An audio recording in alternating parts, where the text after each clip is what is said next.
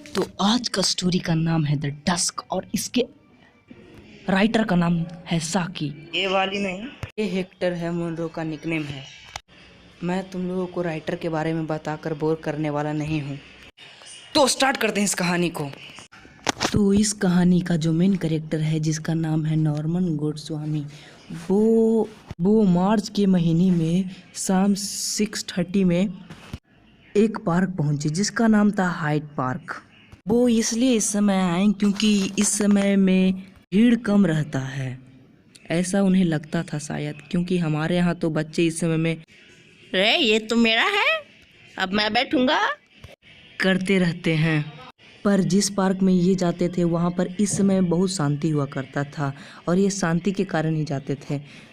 वो अंदर जाकर के एक बेंच पर बैठ, रात होने ही वाली थी। रात अच्छी तरह से नहीं लेकिन थोड़ी हो गई थी, जिसके कारण स्ट्रीट लाइट और गाड़ी की लाइट दिख रही थी और वो लाइट उनके पास आ रहा था जिसे देखकर शायद उन्हें अच्छा लग रहा था।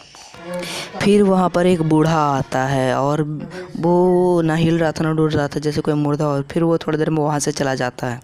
फिर कुछ समय बाद वहाँ पर एक यंग लड़का आता है और वो खुद ही खुद में कुछ बड़बड़ाने लगता है, जिसके कारण नॉर्मन गोड्समैन पूछते हैं कि व्हाट हैपेंड। तो वो बताता है कि मेरे साथ बहुत बुरा हुआ है, अगर आप भी मेरी बात पे भरोसा नहीं कीजिएगा। मैं यहाँ का नहीं, दूसरे कंट्री का हूँ, और जब मैं यहाँ आया तो मेरे पास एड्रेस था होटल का जहाँ पर मुझे जाना था, लेकिन जब मैं यहाँ पहुँचा तो देखा कि वो होटल तो टूटा हुआ है। तो उसके बाद मेरे टैक्सी ड्राइवर ने कहा कि पास ही में एक और नया होटल है, उसी में मैं आपको लेकर जाता हूँ, चलिए आप कहाँ रहिएगा। तब मैं उस होटल में चला गया। फिर मैंने साबुन लेने के लिए बाहर निकला और एक शॉप से साबुन ले लिया। उसके बाद मैंने सोचा कि कहीं घूमा जाए, तो मैंने बाहर में भी पैसे खर्च कर दिए। फिर जब मुझे वापस होटल जाने की याद आया तो मैंने देखा कि होटल कौन सा था, होटल कहाँ पर था, मुझे कुछ नहीं याद था। उस समय के बाद मेरे पास एड्रेस भी नहीं था उस होटल का और मैंने सारे पैसे बार में ख़त्म कर दिए हैं। अब मैं क्या करूं?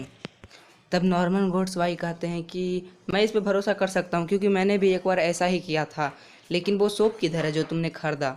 तो वो बोला कि सोप, फिर वहाँ से वो भाग गया।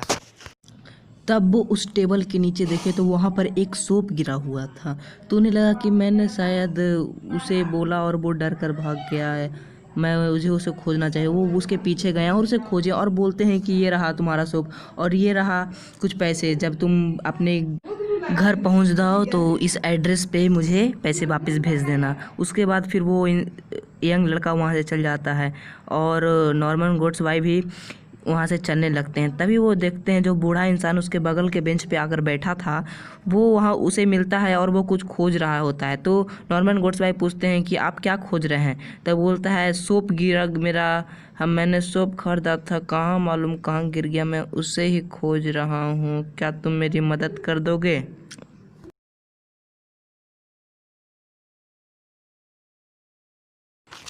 मोरल ऑफ द स्टोरी, बुढ़ा जिंदा था।